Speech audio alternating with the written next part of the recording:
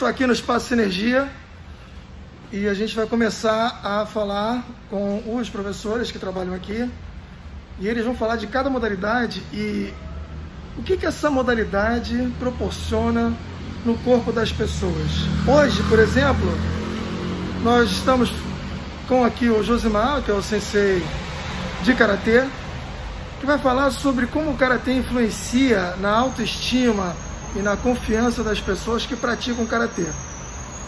Eu vou tirar a máscara porque a gente está mantendo o distanciamento e só tem nós dois aqui no dojo. E vocês vão poder compreender melhor o que ele fala e o que eu falo, ok? Então o tema hoje é Karatê e a autoestima da pessoa que pratica. Olá pessoal, meu nome é Josimar, sou professor de Karatê aqui do Espaço Sinergia e me pediram para falar sobre o estímulo, né, da autoestima provocada pela prática do Karatê. Quando você ensina, se eu pedir para que você me ensine uma receita de bolo, você vai escrever uma receita de bolo, você vai me entregar, eu não sei fazer o bolo, vou queimar o bolo, vou estragar o bolo. Quando você ensina para uma criança, como você faz? Você fala a linguagem dela, você ensina como ela aprende. E essa forma lúdica, você dá um prazer para que as pessoas entendam, para que as pessoas possam querer aprender. E o Karatê é da mesma forma, tá? Da forma que se estimula, né, a questão da postura, a questão do desenvolvimento cardiorrespiratório, toda essa evolução muscular, né, articular da coisa, não pode simplesmente apertar um botão e a coisa acontecer. Tem que ser tudo por estimulação. Tem que convidar o aluno a querer aprender, convidar o aluno a querer realizar aquele feito. No meu tempo a gente fazia treinamento de makiwara, que era bater numa tábua de madeira até que sangrar a mão, né? E muitas vezes dava problema na articulação, né? Porque é cartilagem. Hoje em dia existem outros métodos que você pode surtir o mesmo efeito da pancada sem que você danifique o seu corpo. Então tem todo esse contexto que se possa fazer. Eu não posso pegar uma menina e bater makiwara. Desnecessário fazer isso. Então nós temos outros estímulos, outras formas de treinamento. As meninas hoje se sentem mais bonitas, com a postura melhor, né? Com perda de peso, né? Com articulação em dia, tudo bem, tudo tranquilo, tá? Com alongamento, inclusive com flexibilidade acima do dado normal, digamos assim, no passo normal, e que as pessoas se sintam bem. Então você melhora a postura, cardiorrespiração fica em dia, entendeu?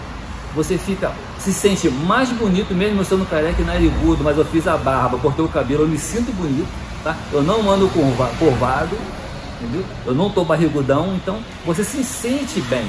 E isso é muito bom quando você consegue estimular a pessoa, né? Que a autoestima dela está em alta e a pessoa ela sai. Não adianta você falar, ah, eu não vou fazer X porque eu sou feio, porque eu sou gordo, porque eu sou alto, porque eu sou baixo. Então o Karatê envolve todo esse aparato do que você tem como ser humano, de como você se sente enquanto ser humano. Então o Karatê não se restringe ao que você faz ou ao que você não faz dentro do dojo. Eu digo sempre que o dojo é onde você está. Então se você tem uma boa qualidade de vida, se você procura uma boa qualidade de vida dentro do dojo, essa mesma qualidade de vida ela vai seguir, entendeu? Para a sua casa, para o seu trabalho, e vai englobar você enquanto ser humano.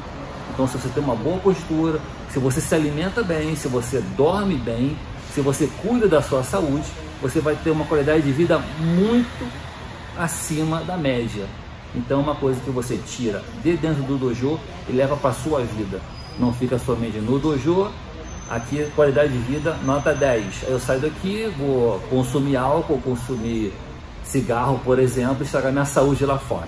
Então, aqui dentro você pratica o Karatê. Lá fora você também pratica o Karatê. Não tem duas versões do Karatê. A forma lúdica é justamente essa de procurar prazer no que se está fazendo. Muitos de vocês têm suas atividades, às vezes monótonas, que você não sabe o que fazer, que você demora muito a fazer, né? E se diz muitas vezes o quê? Se você trabalha com o que lhe dá prazer, você não trabalha, você se diverte. Espero que vocês tenham gostado da pequena explanação do assunto. E gente, Não se interiorize com seus problemas. Pega os seus problemas, põe uma caixinha, resolva a sua vida, vão sorrir, vão se divertir. Quando acabar tudo, pega novamente o problema que está dentro da caixinha, porque não vai ser resolvido dentro da caixinha. Ele depende de você. Ok? Um abraço a todos.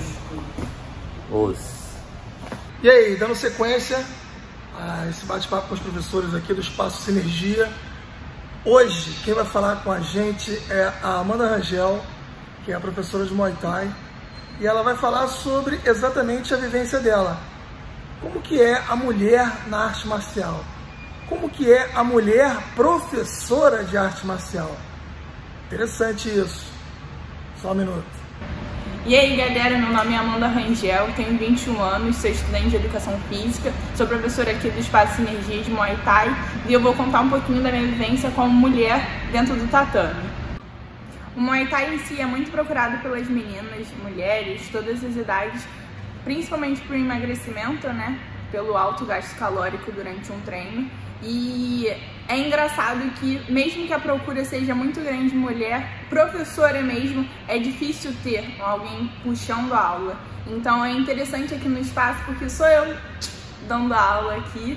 E mesmo a gente estando aqui num mundo super machista, tô eu sendo uma professora de Muay Thai, nesse mundo tão voltado, né, para o público masculino, sendo só professores.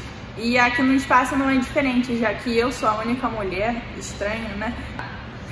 Geralmente o público do Muay Thai é aquele público feminino que não quer ir para academia, né, para musculação, foge desse esporte convencional e vem para o Muay Thai para buscar a tonificação no corpo, buscar o bem-estar, uma atividade mais lúdica, mais dinâmica, com parceiros. E aproveitam e treinam a defesa pessoal, né, que cada luta tem, e que infelizmente para nós mulheres é muito importante nesse mundo. A gente sai no dia a dia, a gente não pode atravessar uma rua tranquila se tiver um homem ali, então a gente fica mais à vontade e mais autoconfiante quando a gente pratica o Muay Thai, tem a vivência da luta, do tatame, e que puxa para a nossa realidade também. E que infelizmente também, nesse momento que a gente está vivendo, em isolamento social, fica dentro de casa, muitas vezes as mulheres são casadas com homens já agressivos e que se aproveitam da vulnerabilidade dela dentro de casa, de não saber se defender e abusam violentamente, né, delas, fisicamente, e as agressões comem soltas dentro de casa, né? E isso geralmente é evitado com a prática da luta, do Muay Thai, que pelo menos a nossa defesa a gente consegue garantir. O Muay Thai, como é uma luta de combate, uma luta curta de strike, então para a defesa pessoal é bem importante porque geralmente um homem está chegando muito perto da gente, né, da mulher, e é esse tempo de reação que a gente tem que ter para dar um golpe, se for o caso, para se defender e sair correndo. Então, na luta, essa prática é importante também para a nossa vivência. Dando continuidade aos professores do Espaço Sinergia, cada um vai falar sobre a sua modalidade e como isso afeta nos alunos que praticam a modalidade. Hoje, eu, Ronaldo Capeta, sou professor de capoeira do Espaço e vou falar sobre a questão da capoeira ser uma tarefa aberta, com diversos estímulos externos, e trabalha a cognição de quem pratica. Você precisa ter foco, ter muita atenção e coordenação motora para poder praticar essa modalidade. Já, já. Então, mais uma vez estamos aqui, depois de um treino muito bom de capoeira, e vou falar sobre a capoeira. O que eu vou falar sobre a capoeira? Sobre como ela trabalha a função cognitiva da pessoa. A capoeira é uma atividade de tarefa aberta. Você tem diversos estímulos ao redor e você tem que trabalhar o tempo todo, além das valências físicas, você tem que trabalhar a sua atenção. E isso tudo, esse ritmo que a capoeira dá, é através do berimbau. Se o berimbau toca um toque de Angola, que é um toque mais lento, você vai fazer uma movimentação de acordo com o ritmo que o berimbau está ditando. Quando o berimbau acelera o ritmo, você também acelera os seus movimentos. Então você vai trabalhar flexibilidade, equilíbrio, velocidade, força, potência, de acordo com o ritmo que o berimbau está ditando. Bom, todos esses estímulos, como eu falei, é uma tarefa aberta, depende da imprevisibilidade do momento, do movimento que o seu adversário faz para que você tenha uma resposta. Esse tipo de escolha seletiva de qual resposta eu vou dar, isso está mexendo exatamente com a cognição. Você tem que ler o jogo da capoeira e saber em que momento você vai desferir o seu golpe sem que você tome um golpe. E aí você mostra habilidade, volume de capoeira e, ao mesmo tempo, controle corporal. A capoeira, ela é, além de uma arte marcial, a única genuinamente brasileira, ela é uma linguagem corporal. Então, todo movimento que você faz da capoeira, você está demonstrando para o seu adversário o quanto você conhece o seu corpo, o quanto você tem confiança nos movimentos que você faz, porque você tem todo um conhecimento corporal que é importante e necessário para a prática dessa modalidade. Então, outro detalhe interessante é que os instrumentos musicais da capoeira são todos de percussão. Atabaque, agogô, pandeiro e o principal deles, que é o berimbau. Às vezes as pessoas confundem, né, porque ele é um instrumento que tem corda, mas ele é um instrumento de percussão. Você pega a baqueta e você bate nessa corda, e você tem 3 tipos, normalmente, quando toda a orquestra da capoeira está completa, você coloca um gunga, que é o berra-boi, que é um berimbau mais grave, com a cabaça maior. Aí você tem o médio e você tem o viola, que é o mais agudo, geralmente faz as viradas, faz os solos interessantes no meio das canções. Então toda essa musicalidade, ela influencia para o praticante que tipo de jogo ele vai fazer. Existem toques específicos que são só para mestres, como o Yuna. Você não tem letra, você não tem nenhuma letra para a música, é só um instrumental, e os mestres que jogam esse tipo de ritmo. E aí depois, quando os alunos entram, você começa a dosar o toque de Angola, onde você controla melhor o corpo, com um toque de cavalaria, São Bento Grande, São Bento Pequeno, que você dá uma pequena acelerada ou uma grande acelerada para o gasto calórico ser maior. Bom, o gasto calórico da capoeira numa roda, você chega até 700 calorias de perda numa roda de capoeira. Então é realmente um bom gasto calórico, a frequência cardíaca fica bem alta e você libera neurotransmissores que te dão prazer no que você está fazendo. Então tudo isso é um conjunto de coisas que mexe com o foco do que você tem que fazer. Então hoje o assunto é esse, a capoeira mexendo na função cognitiva, principalmente a atenção do capoeirista em todos os estímulos externos que ela te dá. Ok? Valeu! E aí, dando continuidade à conversa com os professores do Grupo Sinergia, a gente está aqui hoje para falar com o João Pedro Camargo, professor de Jiu-Jitsu do Espaço, sócio proprietário, e ele vai falar sobre funções executivas. O que é isso? Como que o Jiu-Jitsu influencia esse tipo de situação? Daqui a pouco. Fala pessoal! Hoje eu tô vindo aqui falar um pouquinho sobre Jiu-Jitsu, obviamente, a minha área, e tô vindo falar também um pouquinho sobre neurociência, tá? Mais especificamente sobre cognição e funções executivas, tá? O que são essas funções executivas? Função executiva são alguns mecanismos que o nosso cérebro e os nossos neurotransmissores fazem para trabalhar alcance de objetivos, alcance de metas, tá? E isso no jiu-jitsu ele é muito visível. Quando a gente está lutando, a gente sempre tem um objetivo, seja finalização, seja uma passagem de guarda, seja uma raspagem, a gente sempre tem vários objetivos dentro de uma luta. E as funções executivas, né, os conceitos de função executiva, os pilares da função executiva, né, o controle inibitório, memória de trabalho, flexibilidade cortical, né, então essa coisa de aprender muitas coisas e continuar aprendendo, são conceitos que eu acho que quando eu fiz o meu trabalho sobre função executiva, quando li a definição eu falei, caramba, isso é jiu-jitsu. Né? Caramba, isso está muito parecido com o que a gente trabalha no jiu-jitsu. O meu trabalho foi em relação a crianças, né? Mas a gente consegue levar o conceito da cognição e da função executiva para a vida adulta também, né? Os benefícios para a vida adulta também, né? Então, para a criança, eu vi a importância porque naquele período ali da infância que a gente consegue criar um adulto preparado. E é muito mais fácil da criança começar a desenvolver esses conceitos que a função executiva está atrelada para chegar na fase adulta mais preparado para alcançar suas metas, alcançar seus objetivos e se tornar um indivíduo mais autônomo, né? A verdade é essa, com mais facilidades, menos dificuldades, aonde ele não enxerga mais o problema, mas ele começa a enxergar a solução desse problema. Ele consegue pairar pelas travas, né? pelos empecilhos que a vida vai começar a trazer.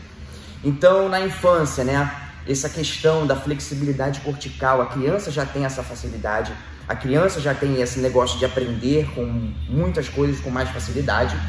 E o controle inibitório é outra coisa também que eu acho muito importante falar, porque às vezes a criança tem aquele ímpeto de fazer as coisas, a impulsividade, e o controle inibitório que a luta traz, o ter que parar quando bate 1, 2, 3, o ter de parar, o ter de obedecer uma ordem cronológica de uma aula, cumprimento, agradecimento para o seu colega. Então, são várias coisas, vários conceitos que o jiu-jitsu tem e que o jiu-jitsu aborda, que eu acho que são de extrema importância para a cognição, para a construção de uma pessoa, mas também, tá, para essa parte da neurociência, né, da função executiva. Então, quando eu fiz o meu trabalho com crianças, eu fiz relacionado a isso. Acho também que tem um impacto muito importante para a vida dos adultos, né? E aí eu falo em termos de memória de trabalho, né? Essa pessoa que começa a criar novos caminhos neurais, aprender posições novas, aprender movimentos novos, usar o corpo de maneiras diferentes. Isso tudo a gente está trabalhando a cognição. Isso tudo a gente está trabalhando memória de trabalho. Isso tudo a gente está trabalhando o controle inibitório. E eu acho isso muito importante porque o adulto começa a entender que ele pode controlar não só aqui no treino, não só aprender coisas novas aqui no treino, mas como na vida extra-treino, na vida cotidiana, no dia a dia, no trabalho. Então, às vezes, esse controle inibitório que esse cara, treinando jiu-jitsu, na hora de finalizar, na hora de uma finalização, ele, não vou machucar meu amigo, e ele para antes, ou a pessoa bateu e ele para antes, isso ele vai levar para a vida dele. Na hora do trânsito, na hora dele se estressar no carro, na hora da dieta, ele vai ter um controle maior do que ele vai comer, o que ele não vai. Então eu acho que o esporte em si, né, mas o jiu-jitsu mais especificamente, a gente consegue trabalhar essa questão da função executiva com uma coisa positiva. Obviamente, os estudos na literatura ainda são escassos em relação ao jiu-jitsu. A gente não tem tanto estudo de campo, né, estudo experimental, para ver a verificação desses resultados, mas a gente tem outros esportes já com estudos. O meu trabalho, inclusive, foi uma revisão de literatura, então cabe aí nós continuarmos fazendo pesquisas, continuarmos tentando fazer os experimentos dentro do tatame, dentro da sala de aula, porque eu tenho quase certeza que a gente consegue ter grandes ganhos, bons frutos trabalhando o jiu-jitsu para o desenvolvimento da cognição e da função executiva, tá? Dando sequência, a gente vai falar agora com o Pedro Gabriel, que é o professor de boxe do Espaço Sinergia, e ele vai falar sobre o controle emocional de quem pratica boxe. Como é que seria isso? Vamos ver agora. Olá pessoal, meu nome é Pedro Gabriel, sou professor de boxe do Espaço Sinergia, e a ideia aqui hoje é falar sobre como o boxe pode ajudar as pessoas a lidar com um problema que está acontecendo muito hoje, com a geração de hoje, nos tempos de hoje, tempo de crise, que é o autocontrole emocional que as pessoas não estão tendo e a resiliência para lidar com os problemas, lidar com as dificuldades. Como toda luta, o boxe não é simplesmente um punhado de golpes e técnicas que você vai aprender para enfrentar um adversário. Às vezes a coisa mais importante, às vezes não, a coisa mais importante é ter cabeça fria para lidar com o problema, a adversidade da hora, o risco, o perigo. Na vida real é a mesma coisa. Na luta, quando a gente está em uma situação desesperadora, arriscada, Você não pode simplesmente ceder a sua emoção, a raiva de tomar um soco, o desespero de estar encurralado e não saber o que fazer. É a mesma coisa durante o dia a dia, principalmente com jovens, com as pessoas que estão vivendo a crise de hoje em dia. Um plano que deu errado, um negócio que não deu certo, você não pode simplesmente deixar a emoção, a raiva, a tristeza te abater e tu desistir simplesmente porque não deu certo. Pensando nesse ponto, o boxe é muito importante, principalmente em situações de problema. Quando você está numa luta e você se emociona demais e não presta atenção no que você está fazendo, não analisa friamente a situação, você corre o risco de tomar um golpe que não queria, você perde uma oportunidade que você tinha claramente se você tivesse pensado um pouco melhor. Pensando dessa forma, o autocontrole é uma coisa mais importante, tanto numa luta quanto na situação do dia a dia. O boxe ele prepara a gente para situações difíceis. E hoje, o que a gente mais tem é só situação difícil. Então, o boxe é muito importante para a saúde mental, tanto na luta quanto no dia a dia.